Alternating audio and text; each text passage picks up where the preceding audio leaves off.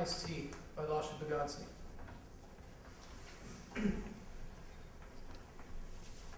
Scene 1. David and Medea are sitting at a desk facing each other. They are recording an interview on a video camera, which is quite old judging from its size. Do you feel awkward? I don't. Have I made you feel uncomfortable? No. Have you asked all you wanted to? I have, but these are our viewers' questions, not mine. Did you have any pre-prepared questions? I'd like you to make that clear for the viewers. No, I didn't. Was anything censored? No. Did you manage to open me up as a respondent? I think I did. And was I outspoken? Oh, you were. And are you content? Absolutely. But still you're going to keep criticizing me, right? Right. Because it's your professional responsibility. No. No, then why? Because you're an unhygienic, tactless, and tasteless pervert. How dare you! Narcissistic demagogue, and our viewers are aware of it perfectly well. That's it. I'm tired. She leaves the room. You're sick! He also rises, his feet are covered with a blanket which falls down. Scene 2. The sitting room in David's flat. David, Merab, Iveta, and Medea. Medea is pouring tea into cups. David and Merab are reading newspapers. Iveta is looking out of the window. It is raining outside. How old are these? 2 weeks. Haven't received anything fresher. We're running out of food. No fresh deliveries. Every time I open the fridge, I want to cry. Well, there won't be any food or papers unless he's ousted. Wish they'd forget to give out pensions. Why do you think they remember about it? Last time we had to wait for quite a while. To Medea, who is pouring tea. Thanks. Not for her. She won't be able to sleep. Don't scald your mouth. There are crowds at the president's residence, 5,000 according to the official sources. Mm-hmm. And the opposition says? 100,000. Which means 10,000 at most. No, I know the exact figure that square holds. We took a satellite photo and counted each hen. And what's that number? 37,722. Crammed? 2 per square meter. Is he going to shoot? I don't think so. The embassies would raise hell. At most he'll use water cannons, gas, and rubber bullets. He might shoot, though. No oracle's predictions in his stupid paper. Aren't you pouring me some? I will. You're going to spill it. That's okay. Spots are becoming. Have we got anything sweet? Well, my pie burned, and it's all your fault. Why me?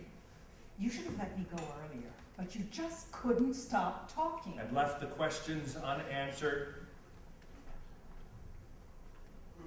It's cold. The sound of an opening door is heard. Is it the dead? Enter second Merab, dripping wet. Hello, everyone. Please come in, Marab. Tea? Coffee? Poison. Coffee, please. I'm afraid we haven't eaten. Why did you offer then? Out of habit, sorry. Tea will be fine. Could have told me you were meeting here. Why didn't you bring the dead along? In this downpour, he would have melted. I can assure you he wouldn't have died. Is he ousted? Any news? Merab tosses him one of the papers. Oh, thanks a lot. He's 2 weeks old. Crowds are at the president's residence. The exact number is 37,722.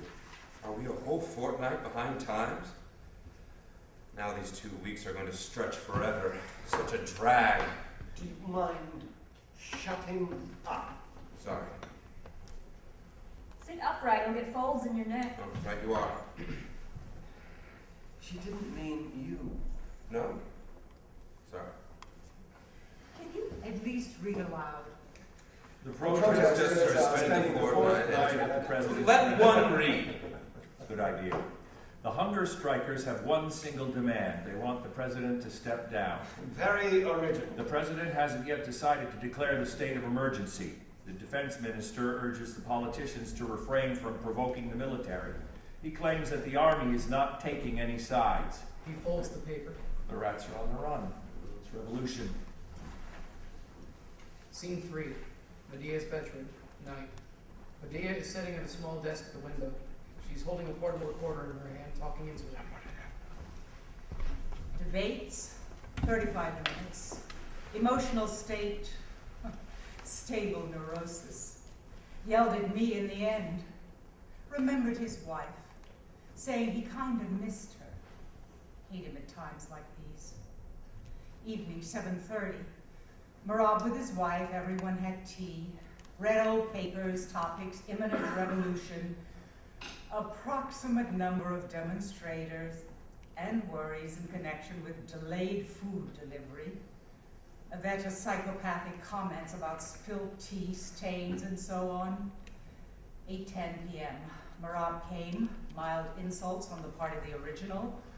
On the whole, transitional disregard, completely ignoring him. Parallel interrogation. Is he ousted? Is he not? Phone still disconnected. 9:05. A blackout. Played cards in candlelight. D1. Suspect they played up to him. Left at 10:40. D had a glass too many. Went to bed flat drunk. Human empathy? 5% at most. Has been drinking non-stop now for 2 weeks. Looks distressed, doesn't admit it. But I believe he supports the revolution. That's all for today. Medea switches off the recorder and slips it under her pillow. She goes back to the window, prays with her eyes closed, crossing herself 3 times. Interlude. I'm a nobody. 6 years earlier, airplane cabin. David, Marina, and Minister of Education look extremely tense and exhausted. David is holding a thermal flask in one hand and his tie in the other. The minister restlessly glances at the end of the passage. What? Can't see anything. Are they taking the boarding ramp? No. Why aren't they telling us to fasten the seatbelts and switch our phones off? General Manobda appears in the cabin. What's up? Are you coming too? No. Why are you here then? There are 20 people down there. Why? What do they want? Mr. President, please, with all respect. What are you trying to tell me? Please, let's avoid violence, man to man. No violence in what? What's going on? You've got to get out. No way. I had your word.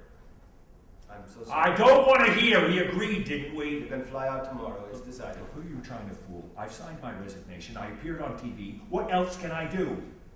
There are a couple of questions that need to be answered. Well, get the answers then. Send them to my site. It doesn't exist anymore. In that case, email me.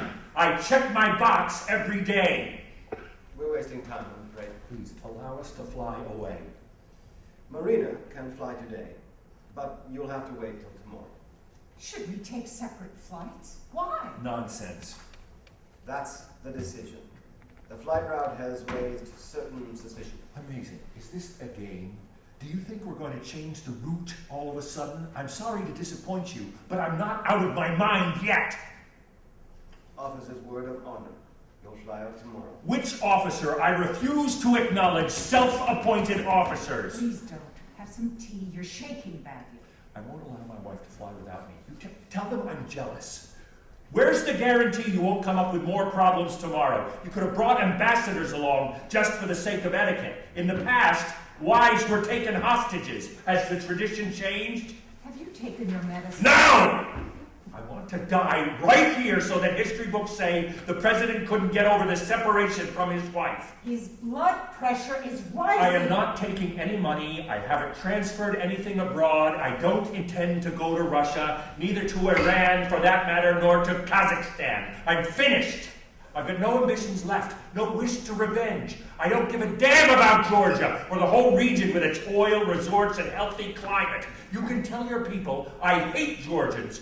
All of them, without exception. Men, women, the old, the young, they can put anyone in my place. I don't care! I had a pain in my chest since morning. I didn't mean to say it, but apparently I've got no choice. We received information about a planned attack on your plane. Who's behind it? Those who don't benefit from stability in our region. You're lying. I swear by my children. How many do you have? 5. That's a lot. But why are you leaving Marina on the plane? Does she deserve such a death? I don't want my wife to be blown up. I suspect Marina doesn't have the same importance for them. I know. Sorry. I'm a nobody. I feel it every minute of my life. Until we verify the information, the ex-president should stay in the city. X. Ah.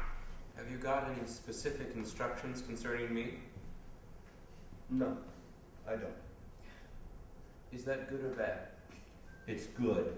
You're just another nobody. I wish you knew how I envied you. Scene 4. The sitting room in Vedette's flat. David, Marab, Medea, and second Romanov are drinking brandy. I wasn't even in that plane. I sent Marina to Yerevan by car while I was in the bunker. That's where we were arrested. Hate that bunker. He must be in there by now. Had you stepped down immediately, you'd have avoided the need to hide in the bunker. That was your fatal mistake. He thrives on his own opinions. No, my mistake was ordering to cut electricity in the city. I thought they'd calm down if they didn't watch TV, but the result was the opposite. People took to the streets. It's TV that keeps them inside. Switch it off and they'll devour you, especially the Georgians. I remember the Soviet times when a whole lot of excellent films were aired at Easter to keep people from attending the church service. So if not for the crucifixion, I'd have never seen My Fair Lady or Rambo. But still, if they set on you, it really doesn't matter how much you do for them. I believe people get sexual pleasure from rallies. They love nothing more than protesting. David, you're going to burst. Cut down on it. You shouldn't have stopped the broadcast. Out of those 37,000, 10 would have opted for home. I was hysterical. I meant to ask, do you want revolution and chaos? I thought I'd remind them of the 90s. No gas, no electricity. Did you switch off the gas as well? I can't remember it. I did. When I say he's pretty despotic, no one believes me. A despot with a human face. Despot, my foot. I'm an idiot! I trusted the intelligence service more than I should have, and all the while, intuition is the best intelligence. The sense of smell. Politics is big nostrils, huge ones. Medea, you can make a note of that. I already have. Personally, I believe you got entangled in the cobwebs of external politics. I believe you're absolutely right, Marab. The country, not me. You should have sat low, David, but you made a lot of noise instead. Oh my. Only those countries that sit tight and keep a low profile have any chance of developing. For instance, Luxembourg. What have I done to It's deserve not Luxembourg this? and Georgia you should compare to each other, but they're neighbors. A stable development is possible only if the country has normal neighbors. You don't make noise, either Russia or Iran or Venezuela is going to swallow you. Venezuela? That was a joke. I was just checking how well you knew your geography. Yes, if you don't stick up your head, don't make a lot of noise, no one is going to notice you. You'll be forgotten by politicians, donors, and investors, all of them. But if you jump up and down, you've got a chance of someone saying, isn't that the guy who waved his arms? Is that worm of a regional importance? Oh gosh, it's him. And who are you? What is it you got that we might need? Our true treasure is our geopolitical position between the Black and the Caspian Seas. Actually, we are a mini-model of the world. We've got the snow-peaked Caucasus and a unique cuisine, the seaside and desert.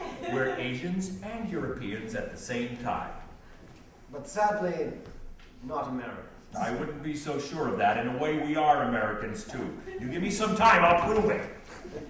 However, we don't have oil, and those who do can pump it up you-know-where. Oh, no. Oh, yes. You can jot that down as well. My country is the land of sun, and we operate on solar energy. We don't need oil, as we produce 100 tons of sun every year. Is that a toast? Yes, we've moved to political toasts. Into the dead, holding some photos in his shaking hands. In truth, he's trembling all over.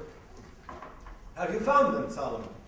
He goes over to David and shows him a photo. He has difficulty speaking. Look at this. Yes, This one is me. so it is. And aren't these young pioneers? Indeed they are. And that's you in the center. Can I have a look? I'm not so sure. Well, it's definitely you. Well, apparently he came to our school and gave him flowers. Yes, I was working in the Central Committee then. Let me see. It's a historic photo. Your hair isn't gray yet. So what? What? When I went to school, you already had gray streaks. I remember quite clearly. And new dentures, too. Don't tell me you remember my dentures. My dear Solomon, your smile is my cloudless childhood. How can I forget it?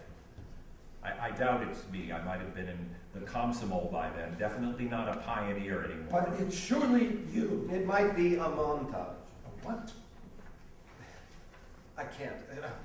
God.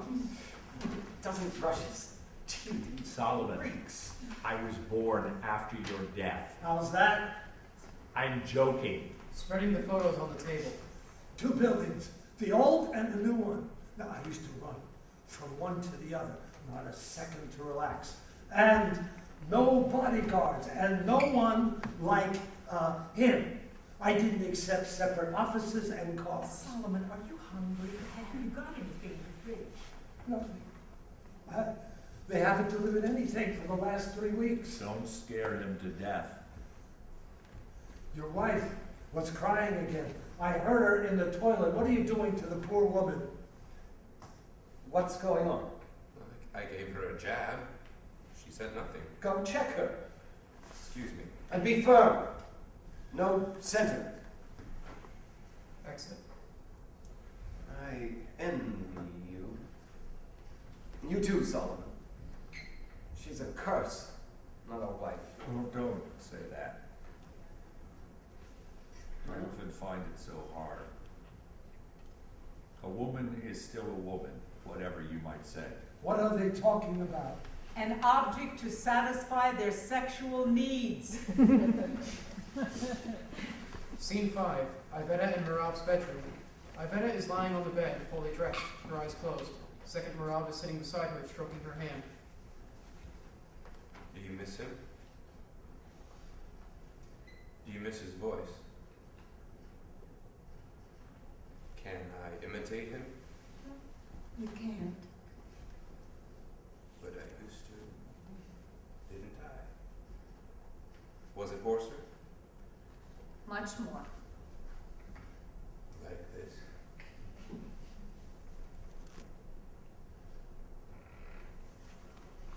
It's only about sex. You think he'd get older differently? Look at your husband and relax. They brought fresh papers. I lied. So you don't feel particularly bad. Take pity. He doesn't deserve it from you. What? Such treatment. You're hungry. That's why you're so irritable. The door opens noisily. Enter Merab. What does she want? Nothing, just tired. Nope. She's a psychopath. Tell her not to cry in the toilet. The neighbors hear her. Tell him to get out. Not a bit of shame. He's the same, Yvette. Can't you see? He's absolutely the same. Interlude. I wasn't there. 13 years earlier, a small room in the bunker in the president's residence. Iveta, Ivansa, her daughter, and Robert, the president's security officer. He is wearing a bulletproof vest. His trousers and boots are muddy. Ivansa is crying. Iveta is pale. Anything left of the car? Vansa, stop crying. Just a carcass, ma'am. Where were you? A little behind. Were you shot at? Nope. Well, then what happened? It seems the engine exploded. A bomb. I'm not sure. The investigation will give answers. But you're sure it was the president? I am? Stop it, Vansa. But what about the driver? You burned? Was there anyone else in the car? Mr. Gavazava in the back. No one else? Nope. What about the third passenger? No. Are you positive? I am. It's open. Don't be afraid. Come in, Merab. Did he tell you? Yes. Thank you. That'll be all. I'm afraid you've got a phone, ma'am. We'll need to get out at some point. Where to? The Transitory Council. I'm not going to speak to that brute. You've got to phone. You must be given certain guarantees. Also, the demand to get on with the investigation. I must call for a press conference. That's out of the question. We can't get reporters in here. The streets are blocked with trucks and buses. Fine. No reporters. Then let's call embassies. All lines are blocked. Am I doing anything wrong? Am I dangerous? You're dead, so what harm can I do? Then come on, sir. Please calm down and listen. Marab had 2 official doubles. One is standing here, right in front of you. Hello. She thought you were a ghost. We've just heard that Marab died. The real one. I'm deeply shocked by the news, but I can't cry. If I start, I won't be able to stop. And I'll be drained of all energy. Can you tell Laila to give her some tea? She's badly shaken. You can go with him, sweetie. Kavansa rises to her feet, fearfully glancing a second at Marab. Robert takes her hand and gently leads her out. Where is he? I don't know. I swear. They left together this morning. Poor Marab. She embraces second Marab. I'm vile, so wicked. He should grow a beard immediately. A mustache for you. This ridiculous circus must end. Have you got passports? No, they took all our documents. What's your name? Timur. Timur and Gia. I've scared poor Kavansa. You've got to phone. Only after he comes. They must let us leave together. We're losing precious I time. said he should come. The door opens. Ashton Marab walks in. I wasn't in the car. I wasn't there. Scene 6. Medea's bedroom, nighttime. Medea is sitting at her desk with a portable recorder at her mouth. The room is lit by a lamp hanging over the bed. We're at the dead's place.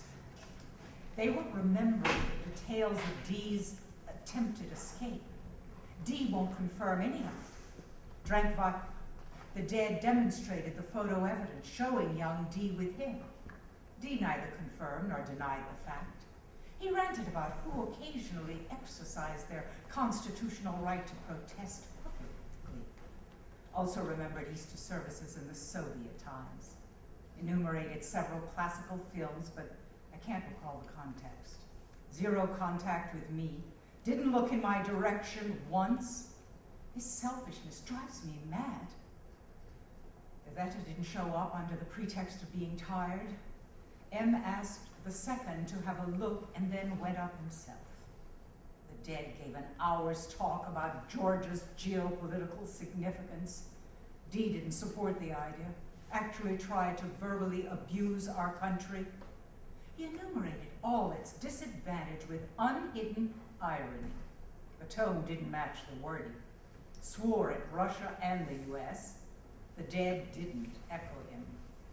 Both M's returned at 10:25 p.m. without Iveta. M said she still mourned. Ironic, of course. So we decided on a seance. Dee suggested summoning the president's spirit. If he came, he was apparently killed. If not, he was still in power. Everyone laughed. No spirit responded. Dee said the rogue was still alive. We've been cut off from the outside world for 16 days. No papers, no TV, no phones. The dead remembered one of the Communist Party seniors. Are you asleep? Or whoring? What's going on? Open the door! Please, David, let me alone. I'm trying to sleep. Who are you talking to? No one. You must be hearing things. Oh, yeah? I was praying. Slut. Is heard walking away. It's not the first time he's demanding perverted sex with me. Disgusting. He doesn't even care for me at all. Let me sleep! gets up, hides the recorder under her pillow, and goes to the door. What do you want? Just help me jerk off. Nothing else. No. Please. No! Bang till you're blue in the face. Please. Please, just a quick one. Just once. Please. Medea puts the light off. The room goes dark. Scene 7. The sitting room in David's flat. There is a film projector on the table. Judging from the noise it is making, it is quite old. The room is lit by a black and white film projected onto the curtain.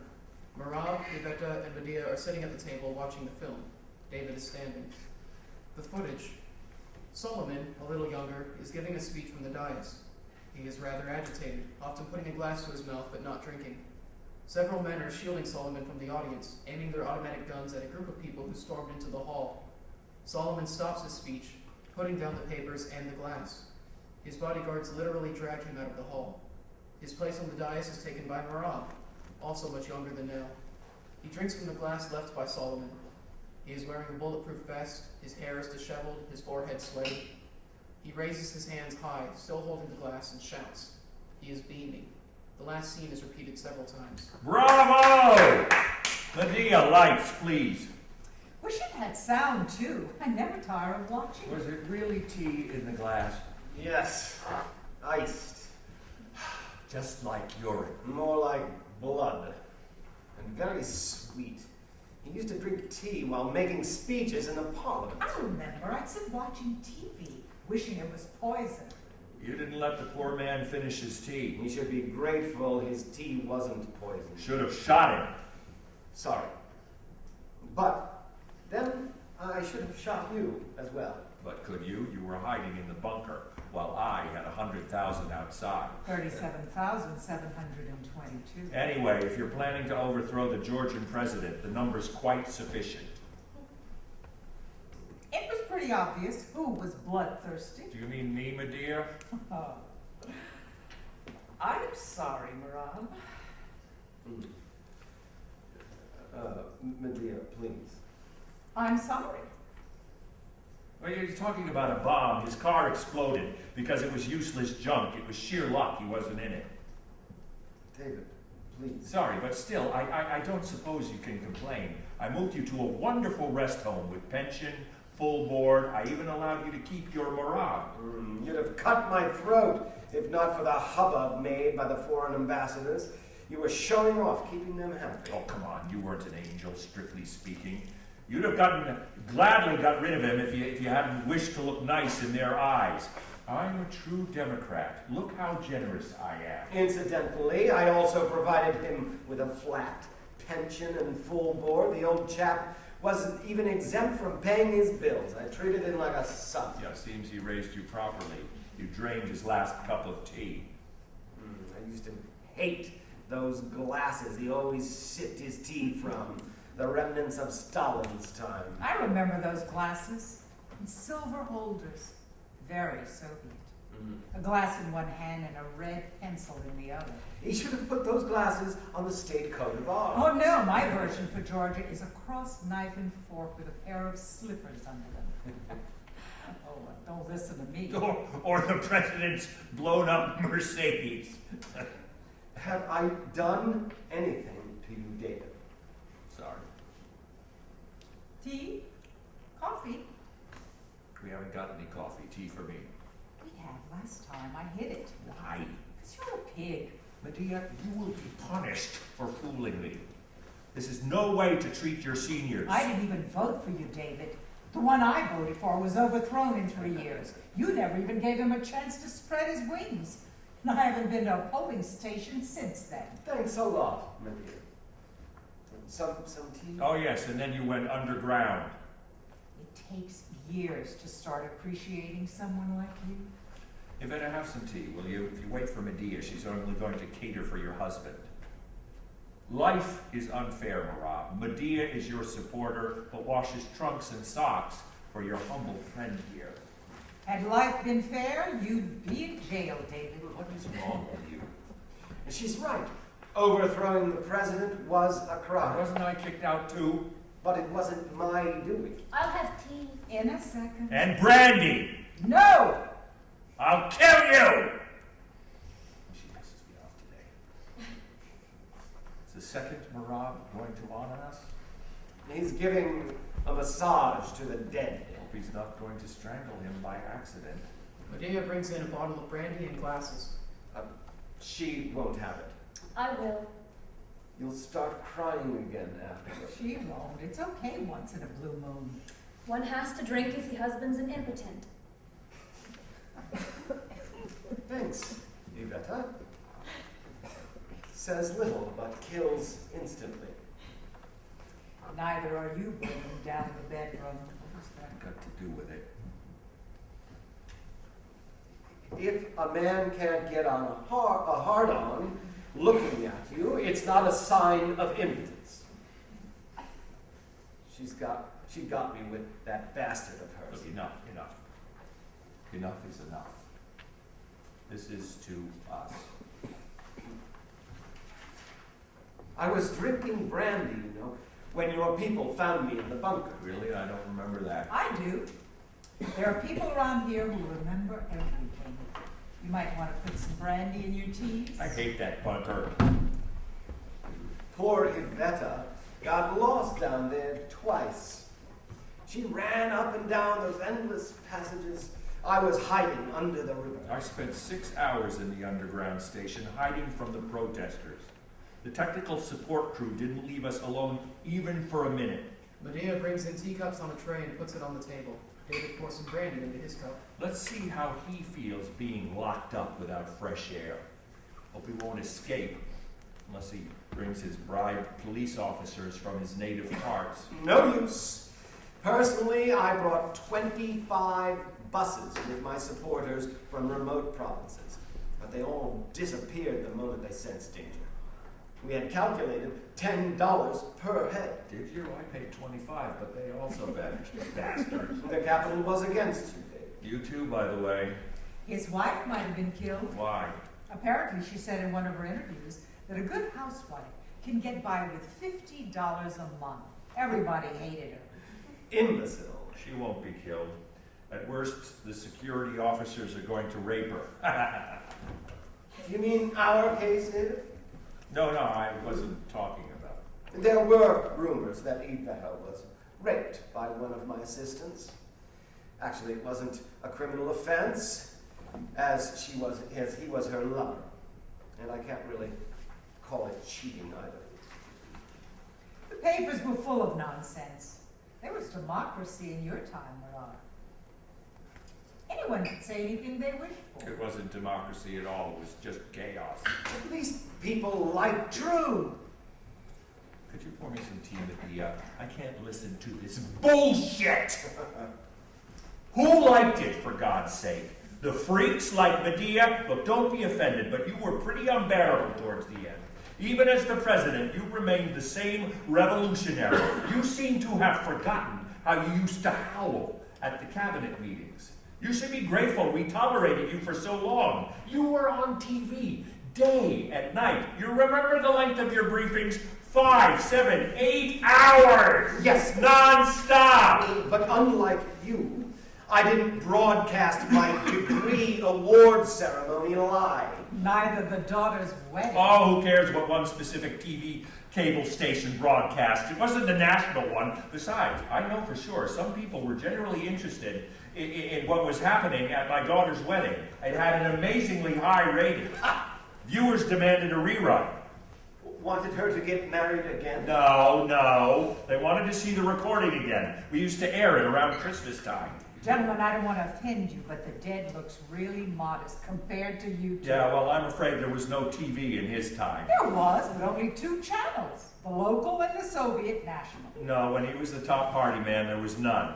He's not that ancient. Not ancient, just dead, in fact, in accordance with all laws of Mother Nature. When this one kicked him out, he was nearly 90. How awful. I'm going to spill it. Stop. It's only once or twice in a lifetime they can get a chance to die. Marab, you had to kill him when he was rushed from the Parliament. And I'm absolutely sure he's never going to die, as he didn't at the time. What's so funny, Medea? I remember the dead last radio interview. The one when he farted. No, the one where his voice trembled as he demanded the second round of elections. Oh, he was pathetic. And I can still hear the words of this guy here. We've elected him as a messiah, but ousted him like an antichrist. It's always the same. Did you really say that at a rally? I think I can recall it. So vulgar. Not at all. That's quite witty, actually. And fatal. And all the while, poor Solomon showered you with comfortable posts, cars, drivers, summer houses. Time to praise me, huh? Ah, Christ! Into the Dead, second Marab. Have they abolished punctuality on your planet, Solomon? Where have you been all this time? This land has got deft fingers.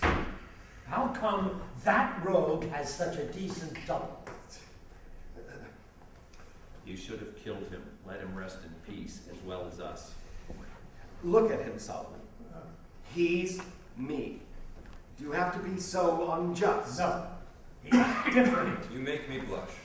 He gave me a good massage, kneaded and pressed, brought me back to life. Can your pulse be taken? Yes. Your kidneys function normally? Marvelously. Bowel movement? Excellent. Maybe some tea? No tea, won't let me sleep. True. It's going to disagree with him. Brandy. The Dead and second Marab sit at the table. Medea puts glasses in front of them.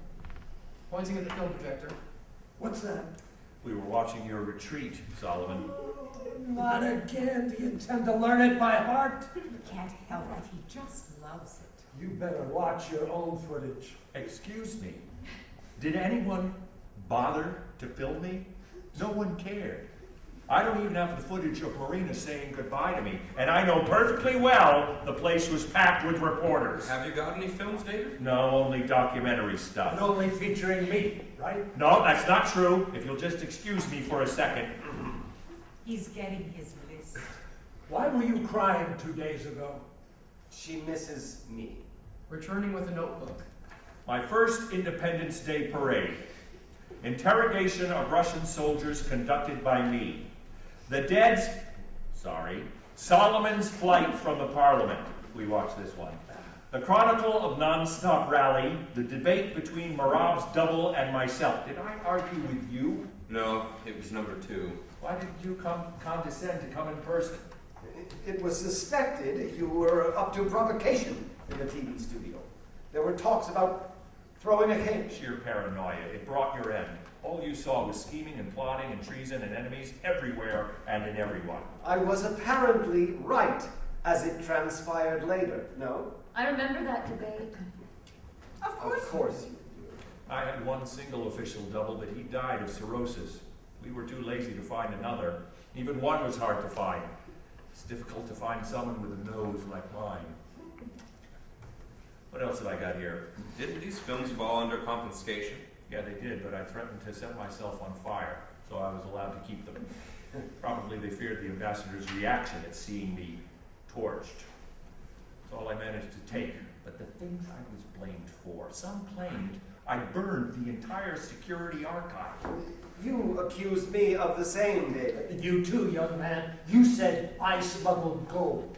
Now, indeed, I have gold in my mouth. My meeting with school children, my decisive TV address during the war with Russia, instances of bulimia at the early stages of revolution. It's noted that certain mystical signs tend to manifest themselves before presidents are ousted. Nothing mystical about bulimia. Yvette, I don't remember anything unusual right before I was ousted, do you? Piso's driver had his appendix removed. I remember. It was scorching hot. Over 40 degrees. We were sweating like pigs. In my case, the national currency dropped against the dollar. Immediately before I was overthrown, a crow is said to have perched on the residence roof and uttered, "Everything's gone." The crow spoke in my cousin's voice. I'd given him 40% of the tangerine business. Oh no, that crow must have been you, Solomon. That's exactly what one of the papers said. It was that kind of ignorant reporters who fought me, nothing else. But then people were affected by such delirium and all sorts of accusations poured on me. Like I had sold the port and made my grandchild an MP and bribed ministers' wives. Oh, I'm about to weep, Solomon. You sound really joyous. Can I? Is it forbidden? And all the while, no one wrote about what good I'd done, built, and generally brought the country out of misery. I've always wanted to ask, was it your idea to relocate the zoo, Solomon? It was. The old place couldn't take all the horned beasts. It was I who completed 2 underground stations with the longest escalators in the Soviet Union. I built a new stadium and an artificial lake in the suburbs. Dear Solomon, all that was done in the Soviet times. You'd better tell us what you did during your presidency. Good question. Well, tell that rascal I served my country when I was party leader and continued rebuilding it when the nation elected me as president of the newly liberated country lying in ruins. Unlike some who busied themselves blowing up underground stations. Excuse me? You're wrong there. The expert on explosions is on your right. Did I blow up anything? Actually, I stopped the series. The Russian intelligence was planting bombs everywhere they could. In my car, among them? I was least interested in your death. If they hadn't intended to discredit me, they wouldn't have killed you. But I survived. You call this survival? At least my soul has. As opposed to you and old Solomon. I've never cooperated with the agents of foreign countries. Medea, aren't I right? You are. Correct. So now we can hit below the belt. Can we please talk about spies, or else we're bound to hurt each other badly? Dear Marab, my innocent as a baby friend, the documents I discovered in your safe made my hair stand on end. You'd better recall your student days when you were summoned by the security minister. Once a month, every first Monday. I wonder what thrilling topics you discussed with our inquisitive friend. Oh, so now I'm a turncoat, too. In my town, I recall a strange TV appearance when a sickeningly scared dissident condemned the work of his fellow strugglers and apologized to the Soviet authorities. The whole world knows I was heavily drugged for that show. Yes, the talk was morphine. I was drugged against my will and taken to the studio. Have you forgotten the methods old Solomon used to run the country? You should be ashamed, David. Make him apologize. When he swore allegiance to Soviet authorities, I had already stepped down 2 years earlier. Look in your own direction when mentioning denouncers, David. Or in the bedroom downstairs. Where? Or among your admirers, Marab. I don't have any. The few I had have long emigrated. Oh, you do have, and very loyal at that.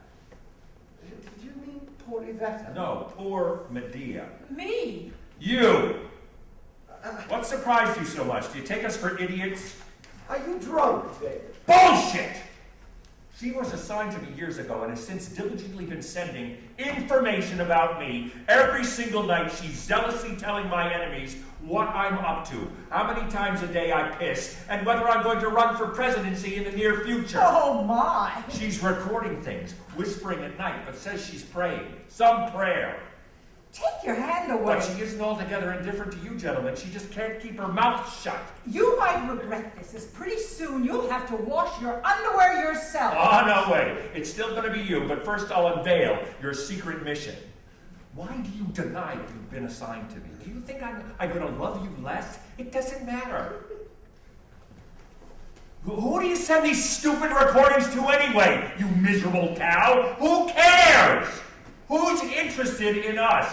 In you? In me? Or these wretched Look at him. He touches the dead's cheeks with both his hands. Take your hands off me. He's drunk. End of story. The curtain. No, Medea, please don't take it as a reproach. Actually, I kind of pity you as you're putting such a lot of effort into a completely useless job. Those you serve don't exist anymore. They're banned. They were ousted, wrapped in carpets and thrown in the river. It is my gut feeling. And now, when those 37,722 people set on you, it'll be my job to save you. You stink! Move away! Oh, come on. Just admit you're a spy. I'll leave you be. Say, I'm a spy, and I'm proud of it. Trust me, in my eyes, you'll rise enormously. Besides, I'm going to sleep peacefully from now on. I can't live in fear. You can take some tranquilizer. I want her to own up. It's not going to hurt. I won't kick her out. How can I? We're like a brother and sister. I just want her to tell me things. Why does she have to be so stubborn? Go on, woman, say it. Can't you see he's about to have a stroke? Oh, you out of your minds. What do you want from me? Admit you're supplying the acting president with information about me. David, can you be more specific? What kind of information are we talking about? All kinds! I don't know! How do I know? You're my diary! And do you believe the president is interested to know how many times a month you ask me to yank your dick? Wow. A month and not a week? Why wouldn't he be interested? He'll find out and sulk. Yes, I find it extremely pleasant when a woman touches my, how do you say it? Penis. Yes, my penis. Even if it's a spy on a mission. Unfortunately, you couldn't appreciate it, Solomon. Seriously. Are you a spy, Medea? Nonsense. Yeah! She is. She is! They believe scoundrels like me need constant control, but in truth, I'm utterly uninteresting. I'm the least attention-grabbing ex-president on the planet. Second to you, Murad. He kisses Medea on the forehead. Alas, her efforts are absolutely useless. Her self-sacrifice is absurd. Now you are really breaking my heart. Well, get some glue! If you dare send anything about me, I'll bite off your hand. Do you think I'm going to waste my time on a cadaver like you? You seem to have rather high self-esteem. I'll pull your arms out. Medea, dear, don't get upset. I don't worry in the least. You're okay with me. And if it's going to make you happy, you can send your reports wherever you wish. Where to? There's no place like that. Is this an attempted coup? Look, if you don't own up, I'm going to embarrass you. You're immoral. Okay, fine. He takes her portable recorder from his pocket. I found this in her bedroom, under the pillow. I thought it was a gun and she intended to kill me, but no, it's her prayer book. Listen to this. Medea's voice from the recorder. Fridge is empty. D complains, saying his feet are cold. I put warm socks on his frozen feet. I feel he wants to stay with me. I don't... Yeah, how was that? Now listen to more. Medea's voice from the recorder. 10:15 p.m. Took some mashed potatoes to dead. He swore at the Georgian agrarian policy and praised the Soviet economic vision. How's that? Who needs this crap? Medea's voice from the recorder. To Banal to say I love you. D, I love you. Asked me to record a debate. Says he wants to dwell on the global security issues. I tell him I don't want it. Medea, you're in love. Of course she is. Have you just realized it? But not with me, David. I know. She's in love with me. Me. It happens quite often. Spies falling for the objects they follow. Please don't! I had no idea how ruthless you are. Am I? Quite the contrary. He grabs Medea's hand as she rises. Halt! It's a diary of a woman in love. Is it so hard to guess? No, a diary of a spy in love. Let go, you're hurting me. Have you thought how it hurts when I'm lied to? Maybe I'm also unable to love someone I don't trust. Does anyone care for me in this damn place? What was that? Come on, this looks like a soap opera. I'm not blind. I'm not selfish. I'm a spy! A spy! You're lying. I've been spying on you. No. It's gonna end with sex. You're scaring me. Please, don't scare me. You shouldn't let him drink. Leave me alone. Here, look here. Flinging the recorder and crushing it with his feet. My tits, David! Iveta unbuttons her blouse and bra. Don't pay attention. Marab buttons Iveta's blouse. I hate these transitory periods. Medea sits at the table, burying her face in her hands. David goes to the window.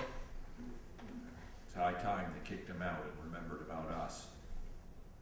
Otherwise, we're going to eat each other alive. Are you okay? I am. Good. Are you okay?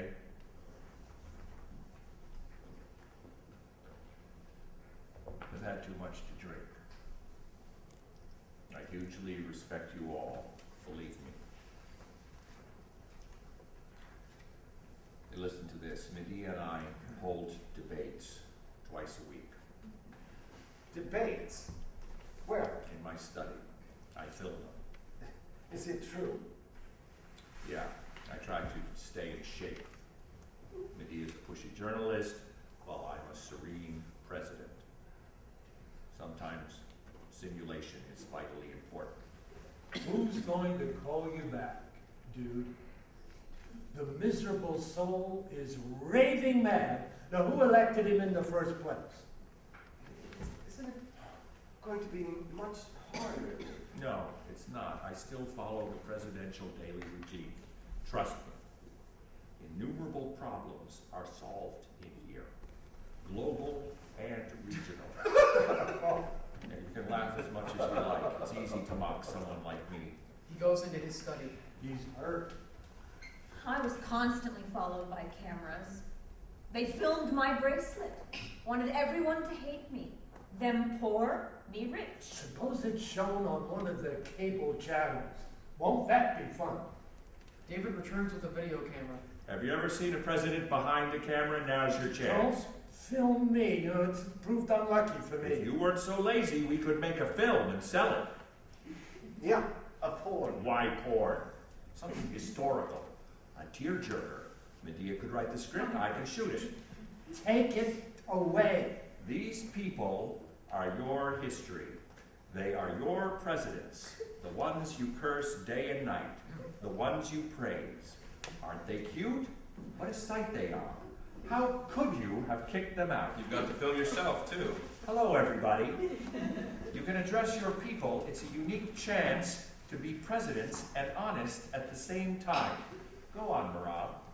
Why me? I overthrew you as well. Not only your boss. Go on.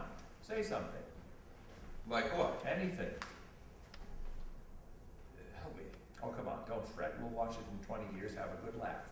Start.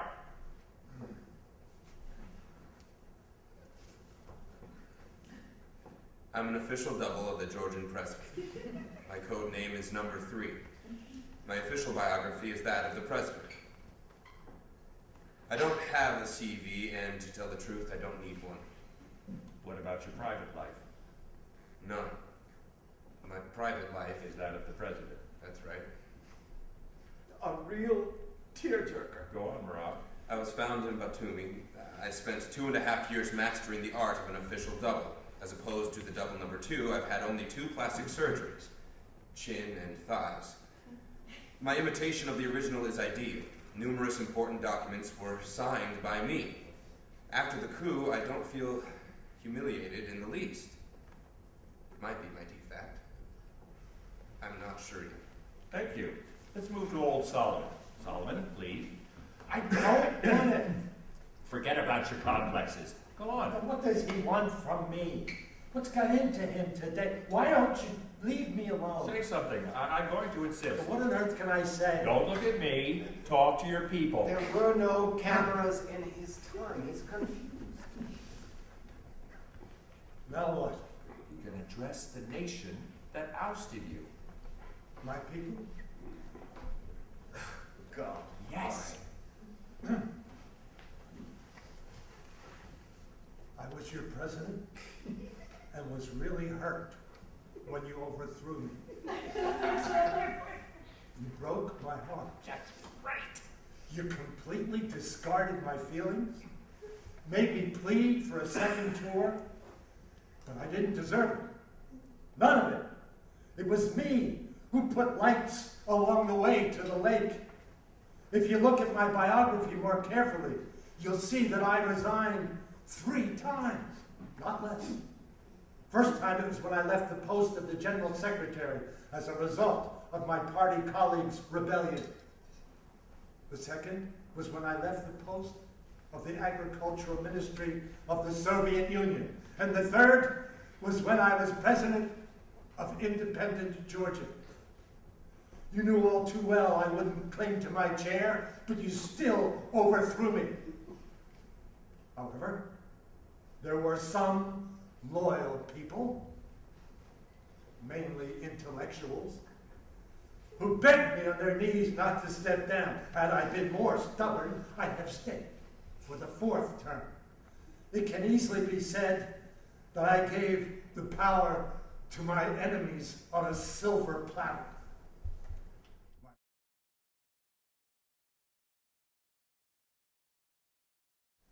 It's you all who should be ousted, not your president. Great speech.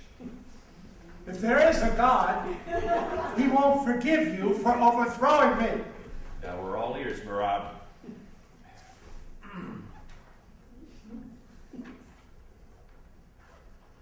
I was, and still am, your president. Nothing is legitimate without me. I'm the only legitimate president In the whole world. I was your destiny, but you overthrew me. You failed to accept me. New roads cut through the cliffs, new dam walls built, new residential towers in the suburbs. Could you let Marab finish? It was in my time that the new edition of the Constitution was adopted. Also, the mounted police appeared in our streets during my presidency. I remember you liked it, but still overthrew me. However, you always have the chance to regret your decision. I was told to follow the flow, to which I replied that Only dead fish follow the flow. Yes. I was refused to be forgiven for my wish to play independently. Our enemies immediately began shelling us. There is footage showing me on the ground, shielded by my security badge. My facial expression at the time fully reflects the historical hardship of the whole Georgian people. But my rivals and ill-wishers kept plotting against me. You decided to strike my back, and unfortunately for you, you succeeded in breaking me. Your private life. I'm married, but no kids. We had 2 miscarriages. It's highly probable that those weren't mine anyway. For years, my wife cheated on me with my official double. I was perfectly aware of it, but divorce was considered politically unacceptable. She secured at least 8% of the votes for my party, and she used to accompany me to the regions during my campaign, singing folk songs in various local dialects. My official double was killed in an assassination attempt. The attack was carried out on the same day I was overthrown. At present, I take care of my mentally frail wife. There was no terrorist attack. There was. I don't give a damn if there was. Can't you give the woman some peace? Right? Then it's got to be you. Say how much you love me. Say you've been assigned to spy on me. Oh, you are a scoundrel. Say I love you, David. Please marry me. Oh, God, go on, Medea. There's nothing embarrassing. I am your future president. Oh my. Good for you. No. I need orders. I need decrees. The what? It's your chance to give orders and issue presidential decrees. Your orders, Mr. President. What? Where? Please, Mr. President. Increase pensions by 40%. Detain all insurgents. Stop imperialists. Dissolve the parliament. Arrest separatists. Disperse the rallies. Announce the state of emergency. Use water cannons. Bring the plane back. Cage all spies. Open a new gas line. Your turn, Solomon, fast. Well, solve the border. Excellent. Summon the diplomatic corps, all of them. Give me the bugger's head. Give me the enemy's head. Get me the U.S. president on the phone. Send the ex-president into exile. Arrest the hunter instigator. Detain the terrorist ringleaders. Ban street rallies. Kick out all MPs. Summon my supporters. Double quick.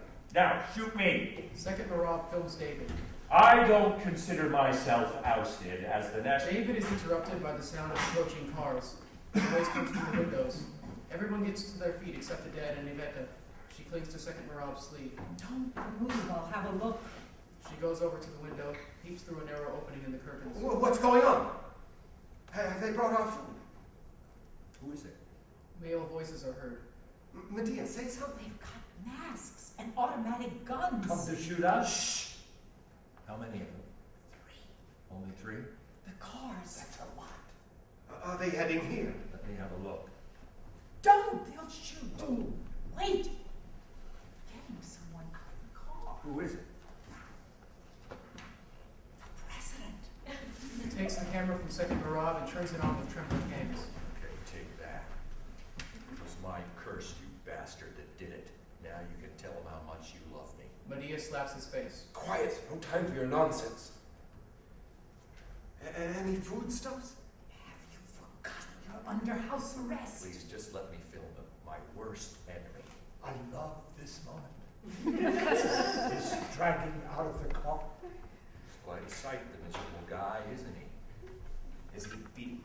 Should be undressed and dragged through the streets. I don't believe it's happening. I'll put the kettle on. No. Let him drink iced tea.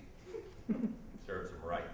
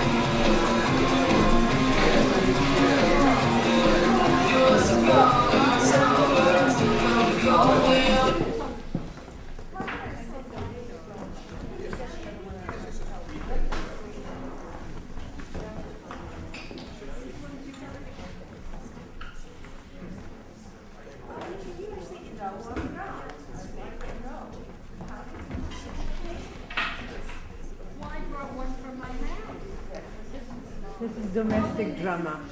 It's not political. This is the little one next to her. Excellent. So, I'm sorry, Dmitry Troyanovsky directed the reading that you just saw, and he's going to introduce those actors who are still in the room. If you could just One actor had to run. We have James Himmelspot, Caroline McGee, Medea, Grant Neal, second Rob, Denny Jones, Kim Hausler, who played and her little daughter, Monsa, and our London. Excellent. And we just and our David was Stephen Miller, who I think had to He had to run. Yes. Okay. Well, first of all, thank you so much. That was wonderful. Thank you.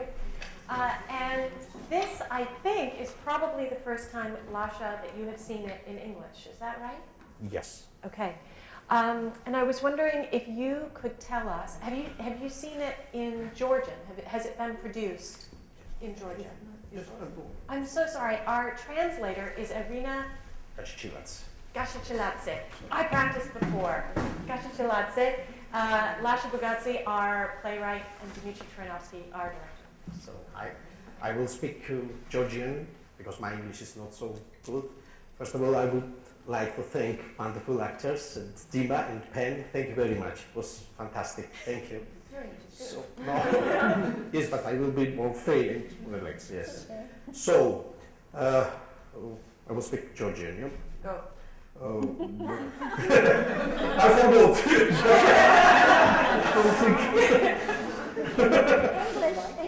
You went through the order, that's what Yes. happened. სპექტაკლი არ დაგებულა, ეს არ დაგებულა თბილისში და პირველად ფაქტობრივად მოხდა ამის წაკითხვა აქ. This play was not staged in Georgia yet, but first reading happened here right now. This is the first reading. Is it first? Is it was not English side, but არა, პირველად მოხდა ამის წაკითხვა და პირველად მომისმინე მეც. First reading and first time he heard this play. Oh, great. Yeah. Well, that's good.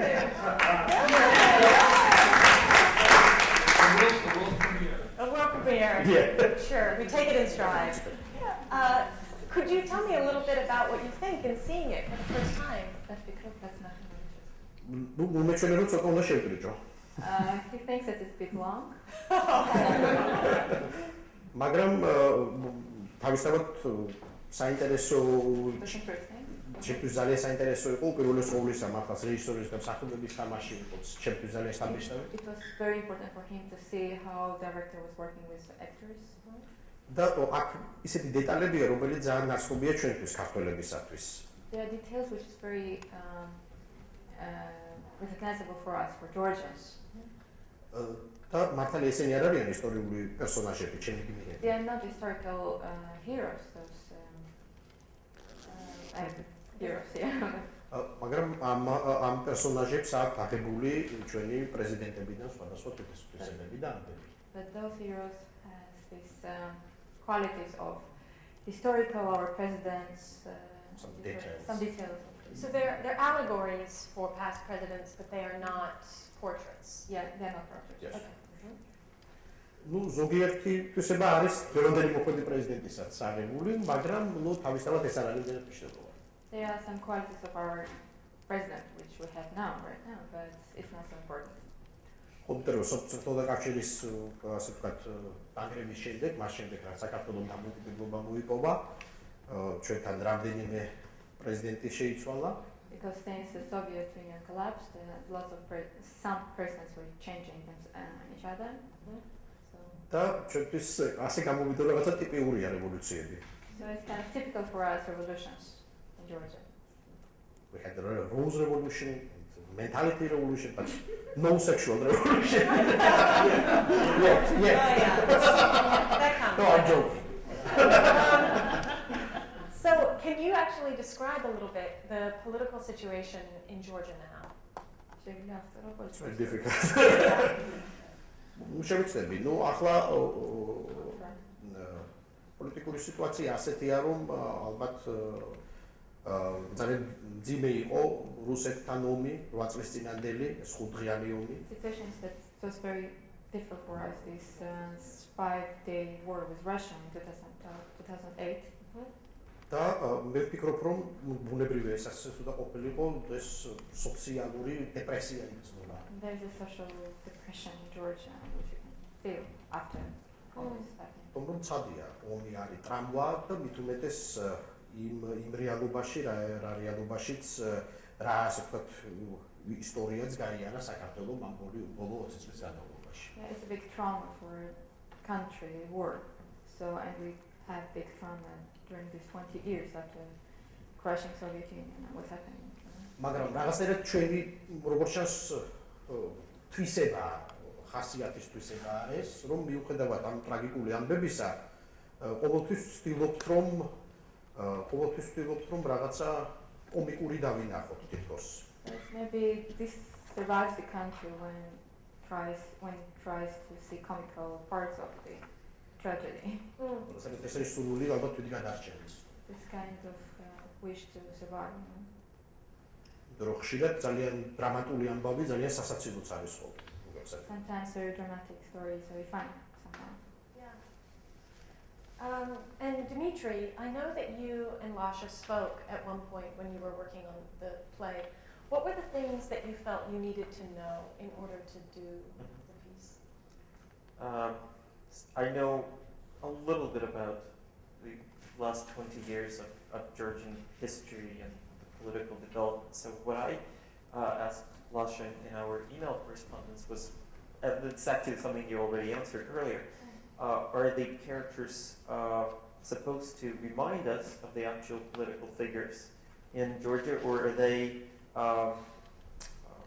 very hidden portraits of them? Do we have to know who they are or not? And Lasha said, no, we don't actually have to know. And you even said that it's not necessarily such a Georgian setting for you. And in some ways it makes sense because we've become aware in the last 3 or 4 years of revolutions and instability in so many different countries, so many different parts of the world. I think Americans have become aware that it's happening everywhere. So aside from a few specific names and references, the play could work almost anywhere. This could be Syria, this could be Egypt, this could be Ukraine, and on and on.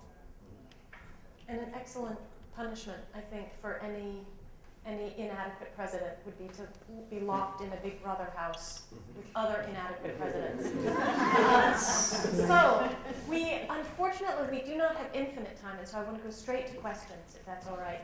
Remember, he will be here again this evening at 6:30, so you have another opportunity. But does anyone have any questions? Yes, could this be produced? Oh, 1 second, there's a mic so you can Sure, get on the I have a record. pretty loud voice. Okay. That Could this be presented in Georgia today? And if so, what do you want the audience to be inspired or moved or impressed with?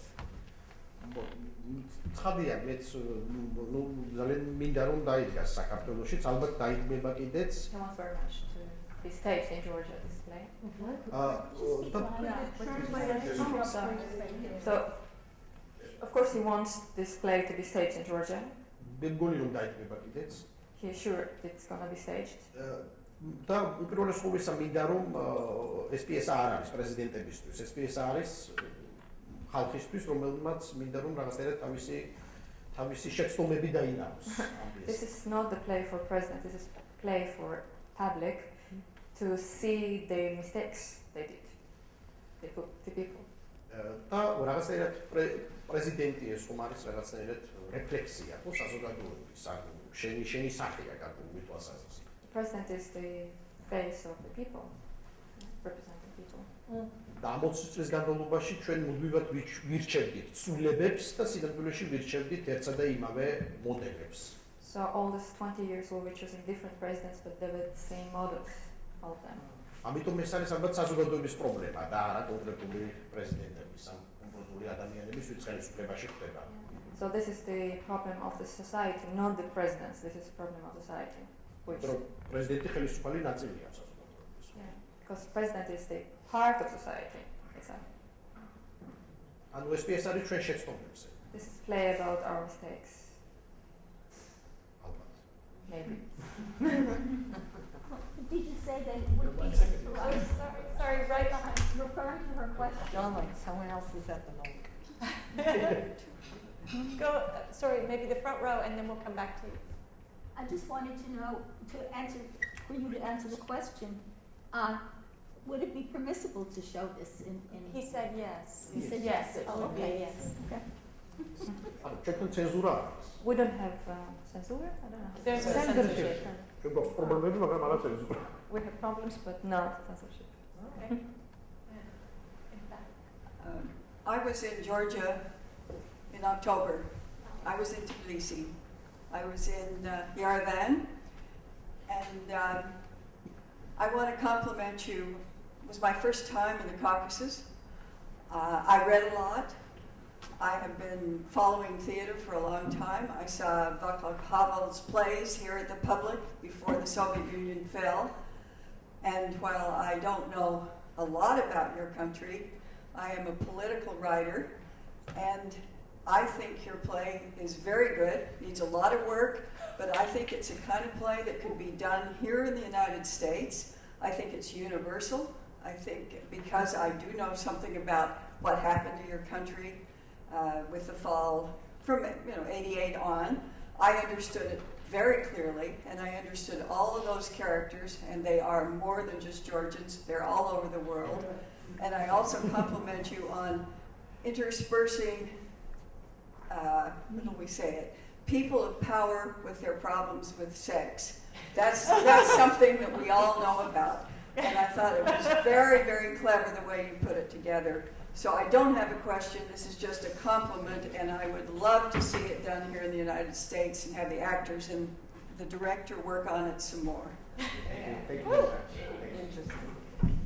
Sophia, you had a quote. Yeah. Hi. You're a novelist and a playwright. What is the difference for you between both in your country now?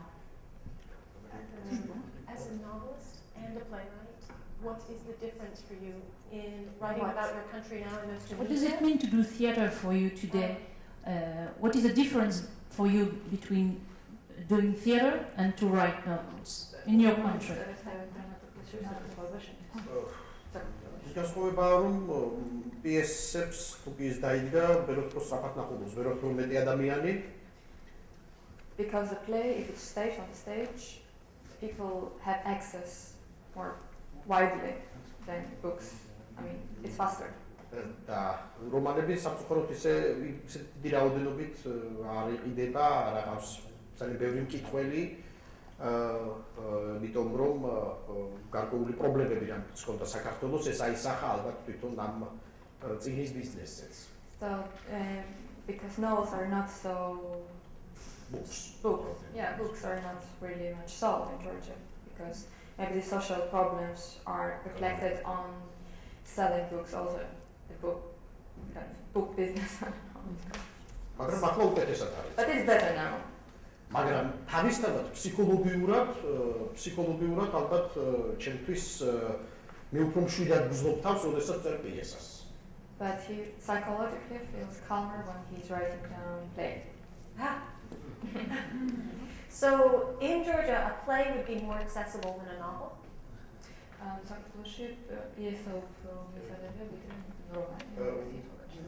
უფრო შეიძლება ითქვას, რომ ჩემი აზრით ალბათ უფრო ბევრი თეატრია, ბევრი თეატრი ინტერესდება თანამედროვე დრამატურგიით და სტატისტიკური თვალსაზრისით ალბათ უფრო მეტი ინტერესი არის თეატრის მიმართ. In his opinion, more Georgian theaters are more interested into contemporary novels, contemporary plays. Okay. So they are putting these plays all the time in Georgia. So that's why he has wider access. Because actually, can I say, in my opinion, people are still reading in Georgia, but they love to go to theaters, young people. So lots of people are going to theater. So he's comparing. ვიტყვი რომ თანამედროვე დრამატურგიაში და თეატრში ალბათ უფრო მეტად აისახა აი ეს დრო, სოციალური თემატიკა, ვიდრე ვთქვათ რომანებში. Yeah, because in playwright he thinks it's more shown the time and social problems which we're facing right now, more than in novels. Okay. Thank you. I know Dimitri had a question. It was answered already. I think we have time for two more. Is that possible? Oh, yes. I wondered if you had a discussion with Uburwa before you wrote this play. Alfred Jarry. Alfred Jarry. King Ubu. King Ubu, yes.